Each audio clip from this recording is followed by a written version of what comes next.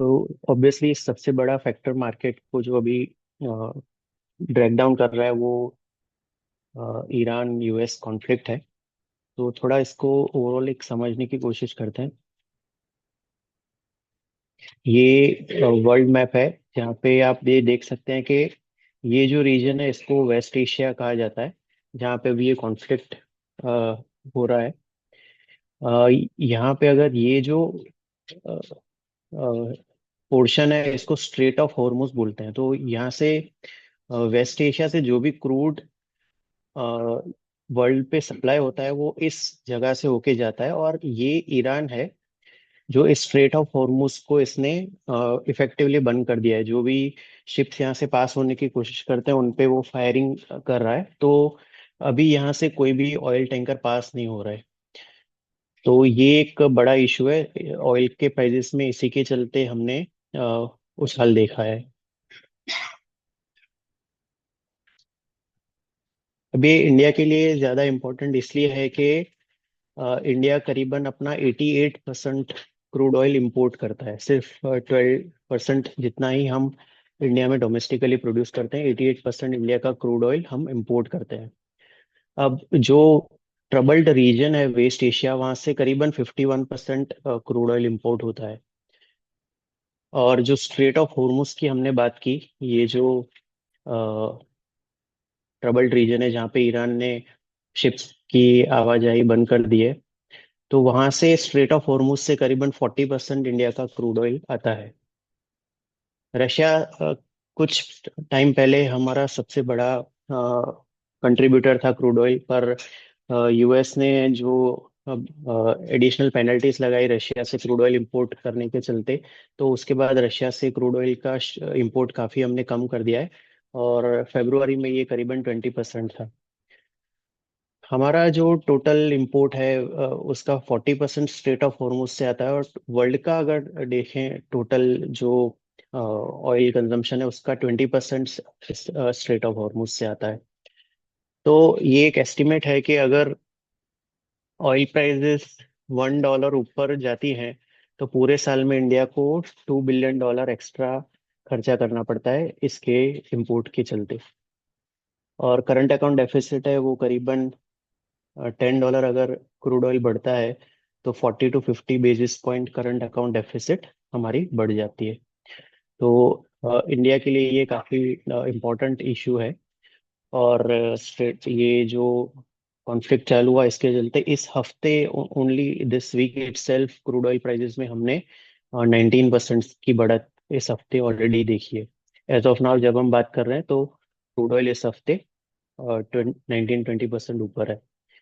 तो इसीलिए ये सिचुएशन काफी इम्पोर्टेंट रहेगी टू वॉच आउट। दो यूएस ने कहा है कि वो इसके लिए कुछ मेजर्स ले सकता है। एक तो पहले काफी जो भी इंश्योरेंस कंपनी है उन्होंने यहाँ से जो भी शिप्स पास होंगी उनको इंश्योरेंस देने से मना कर दिया है। तो ट्रम्प ने कहा है कि वो इसका भी कुछ अरेंजमेंट करेंगे कि इंटरनेशनल जो फाइनेंस एजेंसीज हैं उसको ये इंश्योर करें। और यूएस की नेवी है वो यहाँ से गुजरने वाले शिप्स को एस्कॉर्ट करे, ऐसी बात कर रहे हैं। पर अभी तक वो सिर्फ बातें ही हैं, अभी उस पर कुछ कॉन्क्रीट स्टेप्स नहीं उठे हैं। और यूएस ईरान के बीच में सिचुएशन है वो वर्सन होती जा रही है। इनफैक्ट यूएस ने ईरान का एक वॉरशिप है उसको सबमरीन से उड़ा दिया, टॉर्पीडो छोड़ के, जो कि काफी इंटरनेशनल वाटर्स में श्रीलंका के कोस्ट के पास था। तो वो भी एक रिसेंटली ही हुआ है कल ये डेवलपमेंट। और ईरान ने कहा है कि वो यूएस से नेगोशिएट करने में इंटरेस्टेड नहीं है। तो एज ऑफ नाउ तो सिचुएशन एस्केलेट हुई है, और यहाँ पे वीकेंड पे देखना पड़ेगा कि यहाँ पे कुछ क्या डेवलपमेंट होते हैं। ये जितना ज़्यादा खींचता है तो हमारे ऑयल रिजर्व्स हैं वो करीबन ऐसा एस्टिमेट है कि 2 महीने तक हम इसको टॉलरेट कर सकते हैं, हमारे जो भी रिजर्व्स हैं। प्लस यूएस ने 30 डेज के लिए रशिया से इंपोर्ट ऑयल करने के लिए अलाउ किया है इंडिया को। तो ये सारा जो है वो 2 महीने तक हमको क्वेश्चन दे सकता है। पर जैसे जैसे ये सिचुएशन अगर वर्सन होती है और क्रूड ऑयल प्राइसेस बढ़ते हैं तो मार्केट की एंजाइटी बढ़ेगी।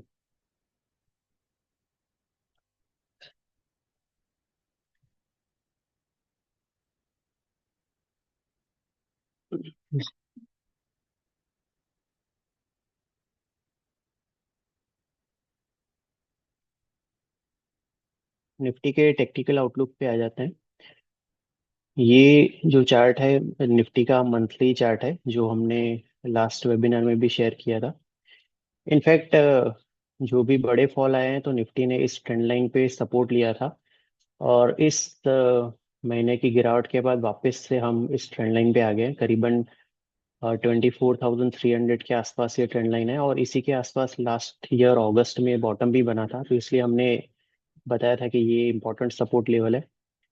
तो ये एक्चुअली मंथली ट्रेंड लाइन है, और अभी मंथ शुरुआत हुआ है। फर्स्ट वीक ही हम देख चुके हैं मंथ का, मार्च का।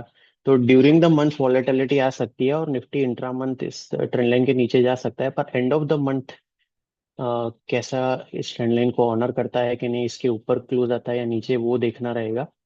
इंट्रा मंथ वॉलेटिलिटी डेफिनेटली हम देख सकते हैं। और इंट्रा मंथ अगर लेवल्स की बात करें तो 24,300 के नीचे निफ्टी चलता है, तो फिर ये जो लाइन है वो निफ्टी की 34 मंथ मूविंग एवरेज है, वो 23,300 पे आएगी। तो ये 24,300 इमीडिएट सपोर्ट है, वो ब्रेक होता है तो फिर 23,300 तक की भी पॉसिबिलिटी है इंट्रा मंथ। और फिर end of the month recover होके निफ्टी स्टैंड लाइन के ऊपर बंद आता है कि नीचे, वो देखना पड़ेगा। अगर नीचे ये बंद आता है इस ट्रेंड लाइन के नीचे, तो एक मेजर अप ट्रेंड वायलेट होगा, और वो ओवरऑल पर्सपेक्टिव से काफी बेरिश होगा। On the higher side 25,350, 25,450 immediate resistance zone है, जहाँ पे निफ्टी के 200 डीए में है, 20 डीए में है, 34 डीए में है। तो ये इमीडिएट रेजिस्टेंस जोन है 25,350 से लेके 25,450। ये क्रॉस होता है तो फिर 26,350 के आसपास जो रिकॉर्ड हाई बने थे वो वापस से आ सकते हैं।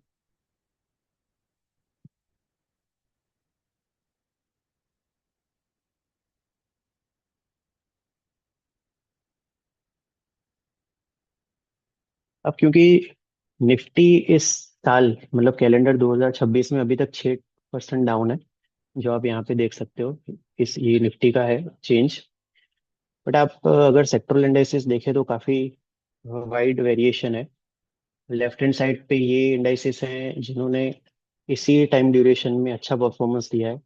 सीपीएसई इंडेक्स 12% ऊपर है, पीएसयू बैंक इंडेक्स 10% ऊपर है, मेटल इंडेक्स 8% ऊपर है।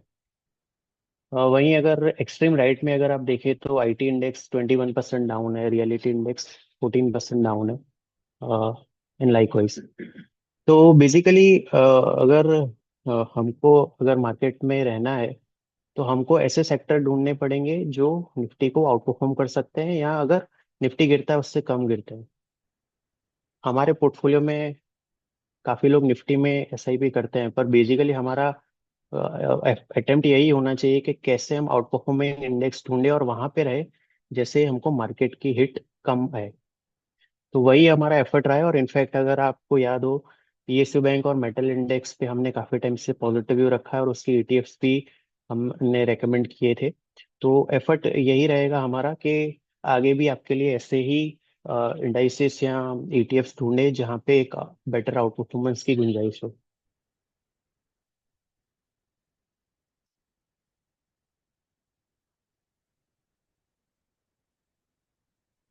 तो पीएसयू बैंक इंडेक्स का रिव्यू ले लेते हैं। इस ये हमने पीएसयू बैंक 20 जो ईटीएफ है वो दिवाली में 84.30 पे रेकमेंड किया था, 101 और 105 के टारगेट के लिए। फरवरी में इसने 110 का हाई बनाया, तो ये जो हमारे दोनों टारगेट थे इसने अचीव किए। इसके अलावा मेटल इंडेक्स पे भी हमने काफी पॉजिटिव व्यू बना के चला है, और ये भी हमने इनफैक्ट दिवाली पिक्स में मेटल ईटीएफ भी दिया था। 10 रुपये 44 पैसे इसका रेट था, और 12.80 और 14 के टारगेट्स हमने दिए थे। 12.74 का इसने फरवरी में टॉप बनाया। अभी वहां से थोड़ा सा कूल ऑफ हुआ है। यहाँ पे हम मेंटेन करेंगे पॉजिटिव व्यू इंडेक्स में 10,400 के स्टॉप लॉस से। अभी ये 12,000 के आसपास है इंडेक्स, 10,400 जब तक नहीं टूटता तब तब तक हम ओवरऑल इस पे व्यू अभी भी पॉजिटिव रखेंगे।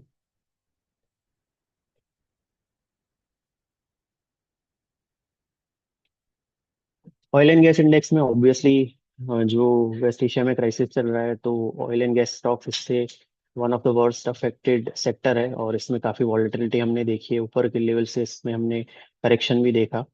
यहाँ पे हमने टेक्निकल व्यू पॉजिटिव इनिशिएट किया था, और 13,600 का जो सितंबर 2024 में यहाँ पे टॉप बना था, उसकी रिटेस्ट होने का हम एक्सपेक्टेशन रख रहे हैं।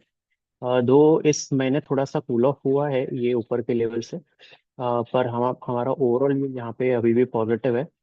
और 11,220 जो कि ये बॉटम है जनवरी में जो बना था, तो उसी के स्टॉप लॉस से अभी भी हम oil index, oil and gas index पे व्यू पॉजिटिव रखेंगे। इंफ्रा इंडेक्स में एल&टी का एक काफी वेट है, और वेस्ट एशिया में जो डेवलपमेंट हो रहे हैं, तो एल&टी का स्टॉक ऊपर के लेवल से गिरा है, तो इंफ्रा इंडेक्स में भी थोड़ा करेक्शन हमने देखा है। करंटली ये 9300 पे प्लेस्ड है। यहाँ पे हमने नवंबर 2025 के वेबिनार में पॉजिटिव व्यू लिया था। ओवरऑल सेटअप यहाँ पे दो थोड़ा सा ऊपर से गिरा है, पर अभी भी ओवरऑल सेटअप पॉजिटिव है। यहाँ पे 8844 जो कि फरवरी में यहाँ पे बॉटम बना था, इसी के स्टॉप लॉस से अभी भी एक हम ओवरऑल बायस पॉजिटिव में रखेंगे। 9700 का लेवल, जहाँ पे काफी मल्टीपल टॉप्स इसने बनाए हैं, ये क्रॉस होता है तो फिर ये 10,600 तक भी जा सकता है बहुत जल्दी। इसको प्ले करने के लिए इंफ्रा बीस और इंफ्रा आई ईटीएफ नाम के दो मेजर ईटीएफ है। पीपीएससी इंडेक्स पे हमने लास्ट मंथ एक व्यू इनिशिएट किया था। आप जैसे कि आप देख सकते हो कि एक अच्छा सा ब्रेकआउट इसने वीकली चार्ट्स पे कंफर्म किया था, और तब हमने बताया था कि ये बहुत जल्दी 7661 का जो टॉप अगस्त में बना था वहां तक जा सकता है। तो यहाँ पे हमने अपू देखी है इंडेक्स, सीपीएससी इंडेक्स 4% फरवरी में बढ़ा, और इस महीने अभी तक ये 1.7% ऊपर है। तो 7661 का टॉप जो बना था, वो हमको लगता है कि एक रीजनेबल टारगेट है। वो क्रॉस होता है तो फिर हम फर्दर हाई लेवल्स की बात करेंगे, पर यहाँ पे डेफिनेटली व्यू बुलिश है। और सीपीएससी ईटीएफ है जिसके थ्रू इस पे पोजीशन बनाई जा सकती है। आज हम एक नए इंडेक्स की बात करेंगे जो बुलिश लग रहा है, और इसने इसी हफ्ते, इनफैक्ट आज वीकली क्लोज है, और यहाँ पे हमने एक ब्रेकआउट कंफर्म होते देखा हुआ है, और वो है निफ्टी डिफेंस इंडेक्स। जैसे कि आप देख रहे हो कि इसने 9200 का जून 2025 में हाई बनाया था, और फिर वहां से अगस्त में 7368 तक बॉटम बना, और फिर लार्जली ये एक रेंज में था। और इस हफ्ते इसने ये रेंज ऊपर की साइड तोड़ी है, एक अच्छा ब्रेकआउट इसने कंफर्म किया है। तो हमको लगता है कि डिफेंस इंडेक्स भी आउटperform कर सकता है करंट सिनारियो में। 9200 जो टॉप की हमने बात की, वो इमीडिएट टारगेट रहेगा, वो रिटेस्ट हो सकता है इनिशियल लेवल पे। तो यहाँ पे 7500 के एक स्टॉप लॉस थे, जो कि यहाँ पे मल्टीपल बॉटम 7500 पे बने, तो उसी के स्टॉप लॉस से इसके भी ईटीएफ एक्यूमुलेट किए जा सकते हैं। ग्रो डिफेंस एक ईटीएफ है जो काफी इसका सबसे ज्यादा ओल्डेस्ट ईटीएफ है। इसमें ज्यादा ईटीएफ हमारे पास अवेलेबल नहीं है, एक ग्रो का है और एक मिराई का है। पर ग्रो ओल्डर ईटीएफ है, तो इसकी हिस्ट्री ज्यादा है, इसमें वॉल्यूम ज्यादा होते हैं, लिक्विडिटी। तो यहाँ पे ग्रो डिफेंस के थ्रू इसको एक्यूमुलेट किया जा सकता है। अब आ जाते हैं हमारी जो ऑफरिंग है प्रूग्रो, वहाँ पे हम टेक्निकल और फंडामेंटल एनालिसिस को कंबाइन करके रिकमेंडेशन देते हैं, जो तकरीबन 3 से 4 क्वार्टर के नजरिए से होती है। एनएससी 500, निफ्टी 500 स्टॉक्स इसका यूनिवर्स है, उसके बाहर हम नहीं जाते। यहाँ पे हमने दो नई रिकमेंडेशन इस महीने दी है, यानी कि फरवरी में, ल्यूपिन और टोरेंट पावर। इनके रिपोर्ट्स और लेवल्स के लिए आप टेलीग्राम चैनल रेफर कर सकते हैं। दूसरा जो ऑफरिंग है वो है प्रो अल्फा, जो टेक्निकल कॉल्स हैं 1 से 2 महीने के होराइजन के लिए। ये भी, इसमें भी यूनिवर्स निफ्टी 500 का रहता है, तो इसमें भी नए जो स्टॉक्स हमने ऐड किए या पुराने स्टॉक्स में क्या हुआ, उसके लिए आप टेलीग्राम चैनल रेफर कर सकते हैं। This is usual disclaimer. Investment in securities market are subject to market risks. Read all the related documents carefully before investing. Past performance is not indicative of future result, और जो भी stock हमने discuss किए उसमें हमारे हमारे clients की और रिलेटिव्स की होल्डिंग हो सकती है। With this, I'll hand over the presentation to Virendra.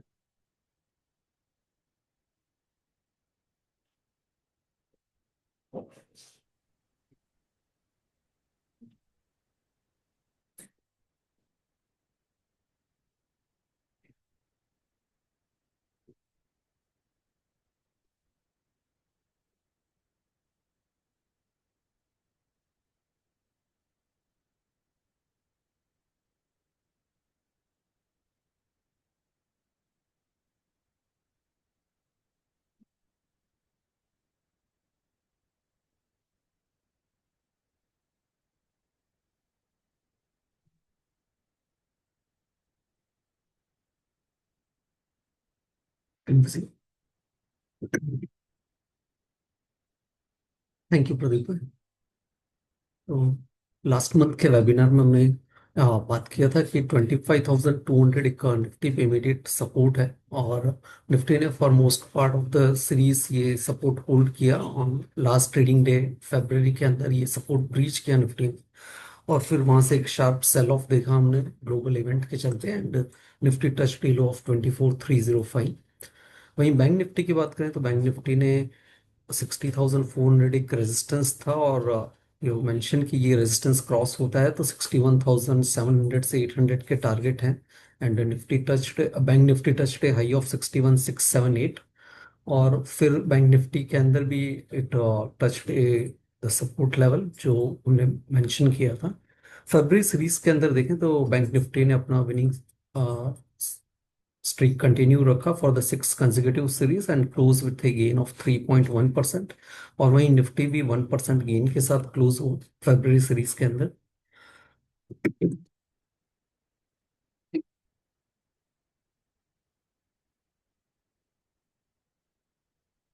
Overall roll over यदि हम देखें तो वो स्लाइटली लोअर है एट 93% कंपेयर टू 94% जो लास्ट सीरीज में था, and even lower than the 3 month as well as 6 month average of 95%। Nifty का रोल ओवर की बात करें तो वो भी लोअर रहा एट 68% कंपेयर टू 71% जो लास्ट सीरीज में था, and even lower than the 3 month as well as 6 month averages. Bank Nifty का यदि रोल ओवर देखें तो वो स्लाइटली हायर रहा है 74% compare to 71%, and even higher than the 3 month averages of 73%। ये जो चार्ट है दिस शोज कि मार्च की सीरीज की शुरुआत के अंदर कैसी पोजीशन है कंपेयर टू लास्ट सीरीज। तो मार्च की सीरीज की शुरुआत में देखें तो निफ्टी का फ्यूचर का जो हुआ है वो ऑलमोस्ट 18% लोअर है compare to February series, and March series started with OI of 1.43 crore. वहीं बैंक निफ्टी का फ्यूचर का ओआई देखें तो it is flattish at 0.14 crore, और over OI in rupee terms देखें तो it is higher by 14% almost, and it started with an OI of 1 lakh 30 13,29,000 lakh crore के OI के साथ शुरू हुआ है मार्च के फ्यूचर। ये जो चार्ट है दिस शोज द इंस्टीट्यूशनल्स का जो नेट लॉन्ग पोजीशन रहता है सीरीज की शुरुआत में। तो दिस वन नो डाउट ये जब सीरीज शुरू हुई है उसके बाद में 3-4 ट्रेडिंग सेशन के अंदर एफ आई है वो ऑलमोस्ट उनका जो पोजीशन है इट वेंट फ्रॉम 21%। सीरीज की शुरुआत में उनका नेट लॉन्ग पोजीशन था जो अभी 14% ऑलमोस्ट हो गया है। एंड वहीं यदि अ, ये जो रेड बार है दिस शोज द डीआई का जो नेट लॉन्ग पोजीशन है। तो डीआई का जो net long position it is at 70% compare to last series के अंदर 74% था, एंड इवन लास्ट 6 मंथ के एवरेजेस देखें तो it is in tandem with last 6 month averages. ये जो चार्ट है this shows the open interest distribution for the March series overall. तो मार्च सीरीज के अंदर यदि हम देखें तो जो मंथ एंड सीरीज के में है उसमें हाईएस्ट हुआ है वो 26,000 के स्ट्राइक प्राइस पे, और वहीं पुट ऑप्शन में हाईएस्ट हुआ है वो 24,000 के स्ट्राइक प्राइस पे। एंड जो वीकली सीरीज जो नियर है उसके अंदर भी हाईएस्ट हुआ है कॉल ऑप्शन में 26,000 के स्ट्राइक प्राइस पे, और वहीं पुट ऑप्शन में हाईएस्ट हुआ है वो 24,000 के स्ट्राइक प्राइस पे। अब देख सकते हैं कि ओवरऑल ओआई है वो पुट ऑप्शंस के अंदर 24,000 के पुट ऑप्शंस में हाई बिल्डअप है। एंड ये जो है दिस वन शोज द जहाँ पे सेक्टर जहाँ पे हमने एक हायर रोल ओवर देखा है वो है auto construction and infra FMCG as well as telecom. वहीं सेक्टर्स जहाँ पे हमने लोअर रोल ओवर देखा वो सीमेंट है, इंजीनियरिंग है, metal and gas, oil and gas, metal है, oil and gas, pharma, power and technology. Stocks जहाँ पे हमने एक स्ट्रॉन्ग रोल ओवर देखा है वो पीएनबी हाउसिंग फाइनेंस है, Patanjali, JSW steel, Glenmark and SBI card. वहीं स्टॉक्स जहाँ पे हमने वीक रोल ओवर देखा है वो एनटीपीसी है, L&T, ONGC, Sun Pharma and Power Grid. Overall जैसे कि 24,305 का जो लेवल निफ्टी ने टच किया था अभी लास्ट इस वीक के अंदर, तो वो एक इमीडिएट सपोर्ट है 24,300, और ये लेवल अगर ब्रीच होता है निफ्टी में तो 23,900 and 23,500 are the other level to watch out downside के अंदर। वहीं अपसाइड के अंदर देखें तो 25,500 एक इमीडिएट रेजिस्टेंस है, जहाँ पे मल्टीपल एवरेजेस भी हैं एंड इवन हाँ बॉलिंगर बैंड का भी सपोर्ट रेजिस्टेंस वहीं पे आएगा, तो वो एक इमीडिएट रेजिस्टेंस लेवल है, वो क्रॉस होता है then 26,000 would be the other level, जहाँ पे ऑल ऑप्शन का हाईएस्ट ओआई भी है। वहीं बैंक निफ्टी का देखें तो बैंक निफ्टी ऑलमोस्ट ये सपोर्ट के पास में आ गया, 57,783 से 57,400, ये जो जोन है इसमें मल्टीपल सपोर्ट एवरेजेस है, जिसके अगर ये लेवल ब्रीच होता है बैंक निफ्टी के अंदर तो 56,400 विद अदर लेवल टू आई। वहीं अपसाइड के अंदर 60,600 एक रेजिस्टेंस है, और वो लेवल क्रॉस होता है तो 61,700 with other upside level to I. Investments active market are subject to market risk, so read all the related documents carefully before investing. Please read the standard disclaimer and the disclosure. Thank you, everyone. Now I hand over to Neil.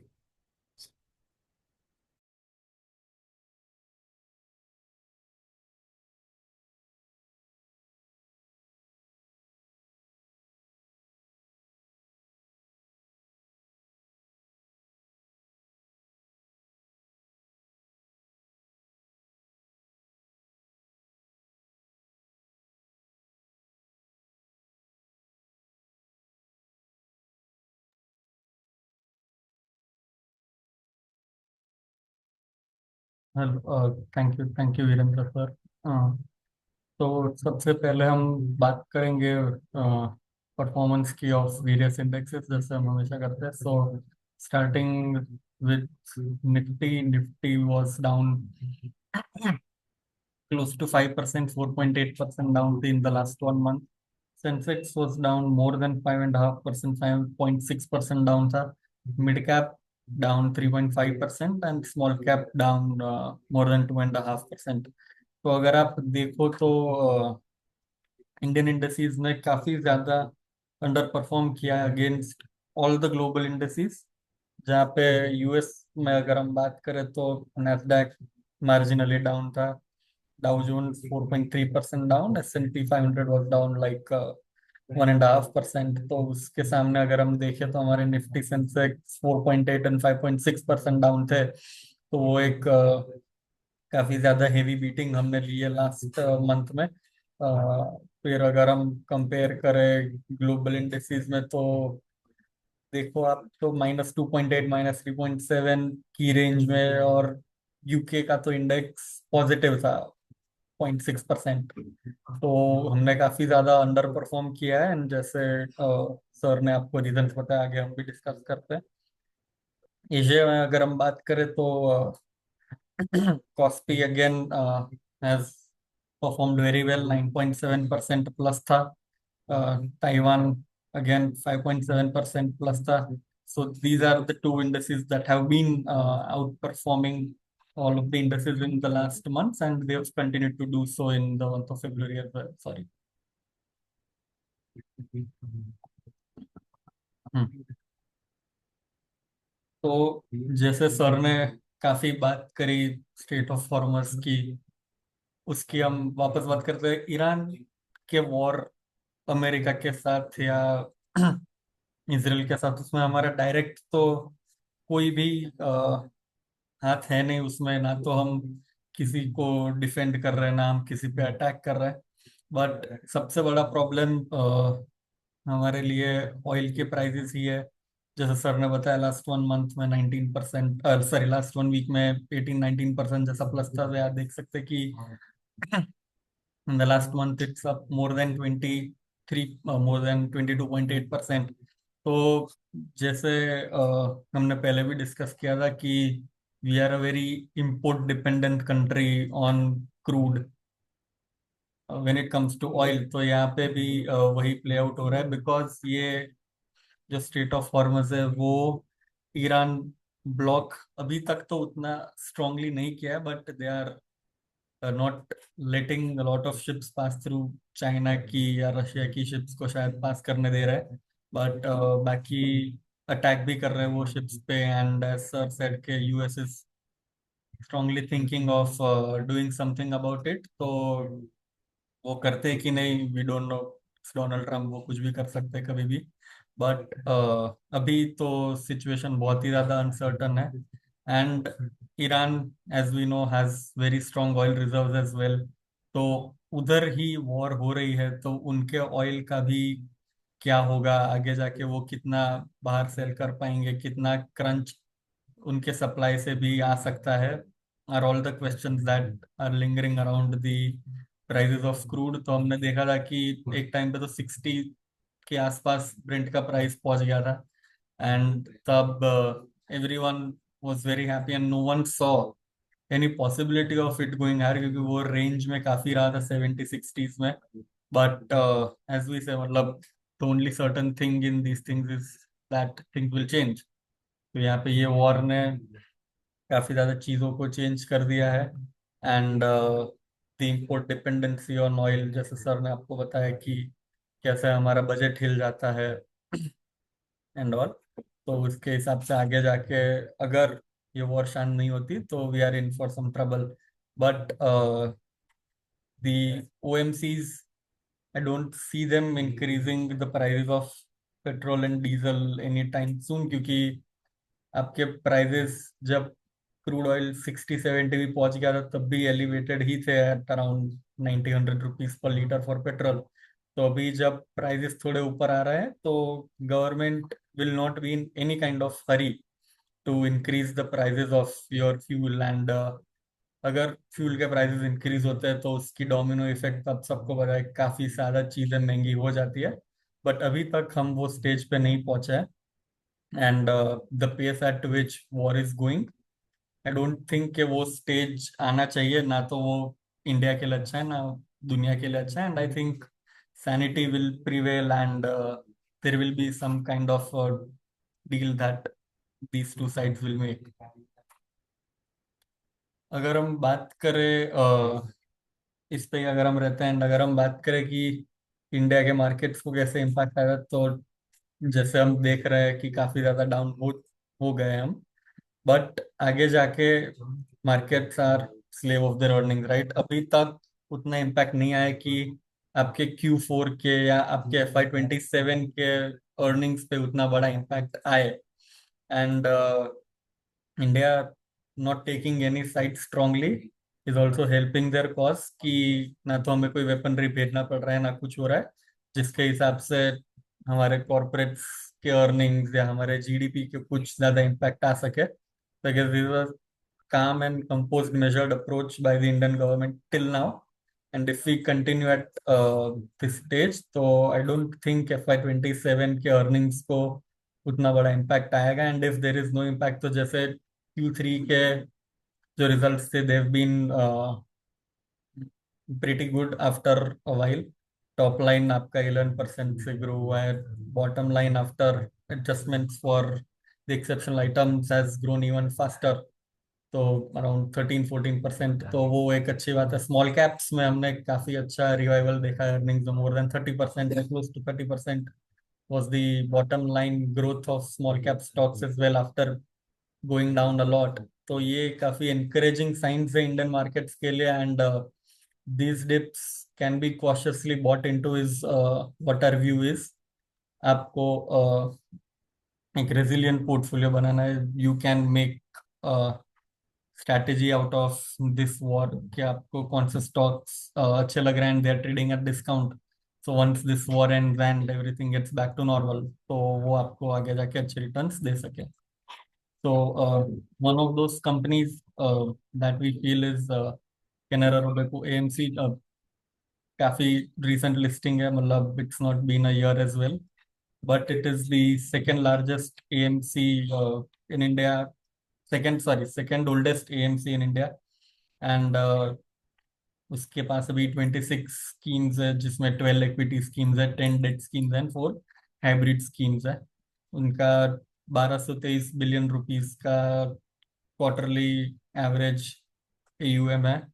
And 90% of it, close to 90% of it comes from equity. बाकी का छोटा मोटा 8-9% date में है and 1-2% hybrid scheme से आता है। तो यहाँ पे जैसे मैंने आपको बताया कि सेकेंड ओल्डेस्ट है, but their share in industry is just around 1.5% as of December 31st December 2025. And equity का जैसे मैंने आपको बताया कि it is close to 90-91%. And उसकी एस आई पी बुक भी of Q3 was around 755 quarter, sorry 755 crore. So that उसमें उनका मार्केट शेयर अराउंड 2.45% का है और the S I P inflows. तो ये जो एस आई पी का नंबर क्यों इम्पोर्टेंट है, क्योंकि एस आई पी जितना अच्छे से वो ग्रो कर पाएंगे, उनके फंड्स उनके सॉरी उनका एयूएम उतना अच्छे से ग्रो हो पाएगा. अगर आप ये 755 करोड़ को एनुअलाइज करो तो अराउंड 7.5% का उनका जो एयूएम का ग्रोथ है, that can होल्ली and solely come from the S I P inflows only. And उसके ऊपर जो वो अपना मार्क टू मार्केट का ग्रोथ है 7-8% का फॉर एग्जाम्पल, तो आप देख सकते हैं कि उनका टॉप लाइन अराउंड 15% के आसपास आगे जाके बढ़ सकता है वैसे केसेस में. तो जैसे एएमसीज है, आप लोग काफी लोग जानते होंगे, म्यूचुअल फंड भी करते हो तो कैनरा की स्कीम्स जो सारी होती है, एचडीएफसी की स्कीम्स होती है, आईसीआईसीआई की स्कीम्स होती है, तो वो जो कंपनीज रन करती है that generally operate at a very high margin. तो जैसे अगर आप मान लो कि आपका ईयूएम 10-15% बढ़ गया है, तो आपको उसके लिए आपका कॉस्ट 10-15% जितना नहीं बढ़ता है, क्योंकि employee cost is their main cost. And वो टारगेट बेस भी रहता है काफी कि आपने अच्छे से या तो सेल्स किया या तो आपका जो कॉल्स दिए थे वो अच्छे से बढ़े. तो if your scheme if the scheme you handle has performed well, उसके हिसाब से आपको आगे जाके पे इंक्रीज होता है. तो generally this is a very high margin business. And यहाँ पे जो आपका ऑपरेटिंग लेवरेज रहता है वो काफी हाई रहता है. तो उसके हिसाब से management has also guided for a 12-15% growth in operating expense only. And cost to income ratio 30-40 broad range है, काफी ब्रॉड रेंज है, बिकॉज दे ऑल्सो सी के 90-91% उनका एयूएम इक्विटी में है. तो वो if equities don't perform well for a year और टू, तो उसके हिसाब से उनका जो एस आई पी नंबर है वो भी कम हो सकता है, या तो उनका जो मार्क टू मार्केट गेन्स है वो भी कम हो सकता है. तो इसके हिसाब से they've given a broad range. But 30-40% का मतलब होता है 60% जितने मार्जिन वो एक्सपेक्ट करते हैं, 60-70. And in the 9 months of FY26 they have delivered around 61% of margin. तो ये सब होने के बाद अभी फ्यूचर का क्या, तो फ्यूचर में we expect around 15-15.5% kind of a CAGR of AUM growth from FY25 to FY28. And उसके हिसाब से we have a positive view on the company. We will shortly release the detail report on this company as well, जो Telegram पे हम post कर देंगे once it is ready. And we should also understand the risk, उसमें आपको model भी अच्छे से मिलेगा detail. And the risk in this company like 90% उनका इक्विटीज से आता है, तो रिस्क तो है ही कि अगर ये वॉर खिंच गया या फिर और कोई सेकंड थर्ड रीजन के वजह से उनका मार्क टू मार्केट गेन नहीं रहा या उनके स्कीम्स ने अच्छे से परफॉर्म नहीं किया, तो उनके एस आई पी फ्लोज कम हो सकते हैं. जैसे मैंने आपको पहले समझाया कि S I P flows are very important in this AMC businesses, तो वो इम्पैक्ट आ सकता है. एंड वो एक सबसे बड़ा रिस्क इस कंपनी के लिए रहता है. So thank you very much. That was it from my side. This is the detailed disclaimer. So I guess we'll take on the questions now.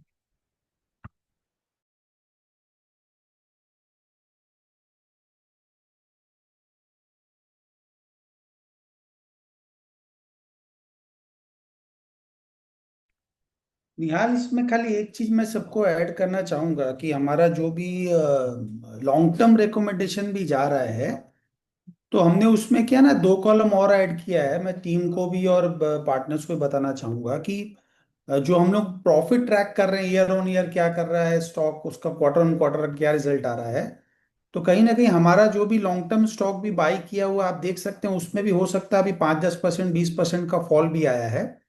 लेकिन आप अगर उसका प्रॉफिटेबिलिटी ट्रैक कर रहे हैं तो आपको क्लाइंट लेवल में एक कॉन्फिडेंस रहेगा कि आपने जो कंपनी बाय की है, प्रूडेंट ने जो रिसर्च करके स्टॉक्स दिए हैं, मार्केट भी आज के दिन में 10-12% डाउन है, स्टॉक भी 20-30% आज के दिन में, हर क्लाइंट का जो भी स्मॉल कैप या large cap mid cap stock है वो भी डाउन है। लेकिन सबसे अच्छा एक ही चीज है जो हम लोग के पास है, कि एक जो स्टॉक रिकमेंडेड है उसका ईयर ऑन ईयर या आप क्वार्टर ऑन क्वार्टर प्रॉफिट भी देखेंगे, जो हमने इमेज भी भेजा है, वो बहुत अच्छा ग्रोथ टर्म्स में है। तो जब भी बाजार फिर से रिबाउंड करेगा, आप मान के चलिए कि जो रिसर्च बेस्ड स्टॉक है, चाहे वो शॉर्ट टर्म हो चाहे लॉन्ग टर्म हो, सबसे पहले रिकवरी उसी में आएगी। तो मैं जितने भी पार्टनर्स हैं, टीम है, उनको भी बार बार बोलना चाहूंगा कि इसी समय एक्चुअली रिसर्च कॉल का सबसे ज्यादा महत्व हमें समझ में आता है। क्योंकि तेजी बाजार में तो सब लगता है सब चल जाएगा, उस वक्त सब चलता भी, लेकिन जब गिरता बाजार में आपके पास जो स्टॉक है, आप उसमें कितने कॉन्फिडेंट हैं, कॉन्फिडेंट टर्म्स मतलब आप कितने रख के उसको कंफर्टेबल है, वो ज्यादा इंपॉर्टेंट है। वहां आपको ये समझ में आया कि जो स्टॉक आपके पास है वो अच्छा स्टॉक है, उसकी अर्निंग्स अच्छी है, कंपनी प्रॉफिट कर रही है quarter on quarter, year on year, company अपने इनलाइन बिजनेस सही है, तो आपको इस फॉलिंग मार्केट में, चाहे वर्ल्ड वॉर भी हो जाए, आपको इस फॉलिंग मार्केट में भी आपको कंफर्ट रहेगा कि आप जो ले रखे हैं वो एक सोना है, आपके पास कोई पीतल नहीं है, आप अच्छा स्टॉक में पैसा लगा रखे हैं। तो कहीं ना कहीं हमारी रिसर्च टीम लगातार यही कोशिश कर रही है। इसके लिए हमने जो इमेज भी भेजा उसमें भी ये डलवाया है कि क्वार्टर ऑन क्वार्टर उसका प्रॉफिट लॉस कंपनी का क्या ग्रोथ है। तो आप एकदम बेफिक्र होके जो रिसर्च हमारा जा रहा है, आप उसमें अपना एक स्टैगर्ड वे में, एक डाइवर्सिफाइड वे में जरूर इन्वेस्टमेंट करें। मेरे एंड से मैं एक ही मैसेज टीम को भी बार बार बोलता हूँ कि आप सिर्फ एक एक मार्केट व्यू देख के कोई भी स्टॉक मत बाई करो। वो स्टॉक जो बाई होगा या क्लाइंट को अगर बाइंग कराएंगे, पता चला उसका साइकिल अगर खत्म होगा ना, तो पता चलेगा उसका भाव दोबारा इस साइकिल में नहीं, 2-3 साल तक भाव ही नहीं आने वाला है। तो ये सब आरएम लोगों को भी मैं बताना चाह रहा हूँ कि अभी अपने को लग रहा है स्क्रीन में कोई भी अपने स्टॉक मूवमेंट आता है, अपने बाई करा रहे हैं, या क्लाइंट को लग रहा है मैं बाई कर रहा हूँ, आपको अगर ये नहीं समझ में आया उसमें कुछ फंडामेंटल है या कंपनी अच्छा, वो पता चलेगा स्टॉक का भाव दोबारा 1 साल नहीं, 2 साल 3 साल तक नहीं आता है। तो मैं सबको बोलूंगा जो रिसर्च बेस्ड एक स्टॉक जा रहा है, कोशिश करिए आप उसी में थोड़ा थोड़ा अपना इन्वेस्टमेंट 8%, 10%, 12% तक पर्टिकुलर जो कैपिटल है आपका उसमें आप लगाओ। वहां अगर फॉल भी आया, 15-20% गिर भी गया है, काफी स्टॉक गिरा भी है आज के दिन में, इवन इंडेक्स ही गिरा हुआ है, लेकिन जब भी बाजार में फिर से अपसाइड आएगा, आपका सबसे पहले वो रिसर्च बेस्ड स्टॉक ही बढ़ेगा। ये ऑब्जर्वेशन हमने काफी सालों का हमने देखा हुआ है। सो ठीक है निहाल, मेरे एंड से एक मैसेज मैंने खाली देना था, बाकी कंटिन्यू करो तुम लोग। Thank you. Thank you, sir. So, there is a question, which are the safest sectors to invest in? So, we've been liking the banking sector for a long time, and we still hold a positive view on banks. Auto sector also is looking good. उसका long term growth अच्छा लग रहा है, though it has run up, but we still feel that there are more legs on it. वो आगे जाके और अच्छा परफॉर्म कर सकता है। And another sector is where we have a kind of a contrarian view, it is the IT sector, जहाँ पे हमने एक इमेज भी अभी शायद रिलीज किया था कि आईटी सेक्टर क्लोज टू 30-31,000 का जो लेवल से उधर आए, तो उधर से अक्यूमुलेट करने के लिए एक अच्छा जोन बन जाता है। वी डोंट सी के वो आपको एक ही साल में 40-50% रिटर्न दे देगा, but the safety net there is very high, is high right now. यहाँ से गिरने के चांसेस उतने ज्यादा नहीं रहते, because we feel that the correction due to the AI overhang is really overdone. Overhang तो नहीं कह सकता, AI has become kind of a reality right now.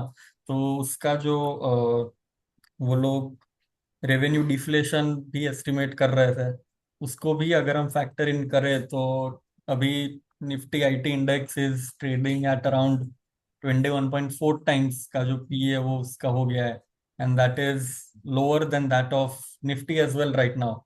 तो ये चीज हमने काफी टाइम से देखी नहीं थी, एंड अभी वो हुई है। So I guess the safety net around this sector is also looking good right now.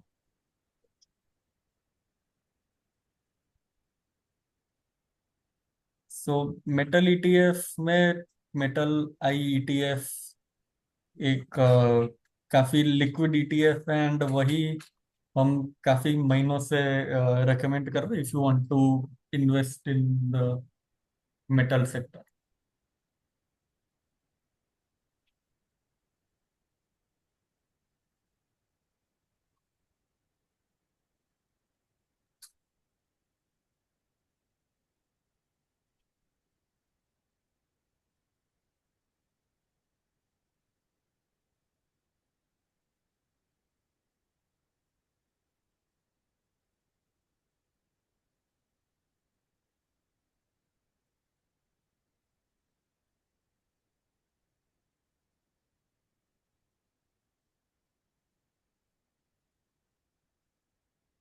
As there are no further questions, Yes. I I also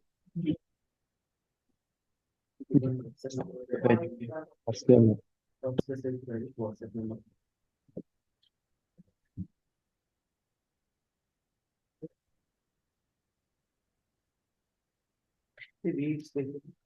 we concentrate on. There is one question: any multi-cap mutual fund?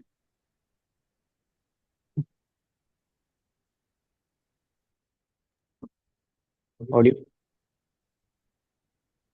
So, any multi-cap mutual fund? Good. We primarily concentrate on individual stocks and ETF. So, mutual fund, there is a separate department where you can. so as I guess sir was not audible. So this is a very stock specific session that we are having, and mutual fund के लिए हमारा अलग mutual fund research का भी department है. You can contact them. आपको अगर if you finding any difficulty you can contact your RM and they will get you in touch with the mutual fund research team as well.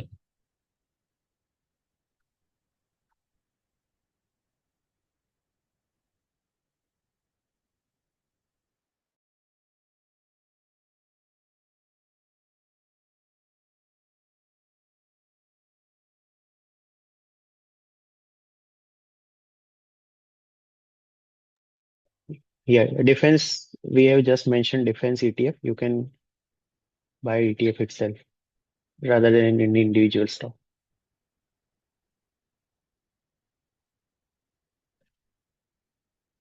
Okay, we will also put this presentation on YouTube tomorrow. So you can access whole presentation on YouTube. Fund Bazaar Broking is the YouTube channel.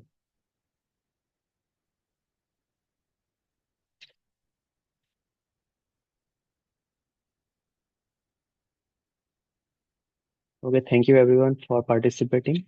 We'll see you again next month. Thanks.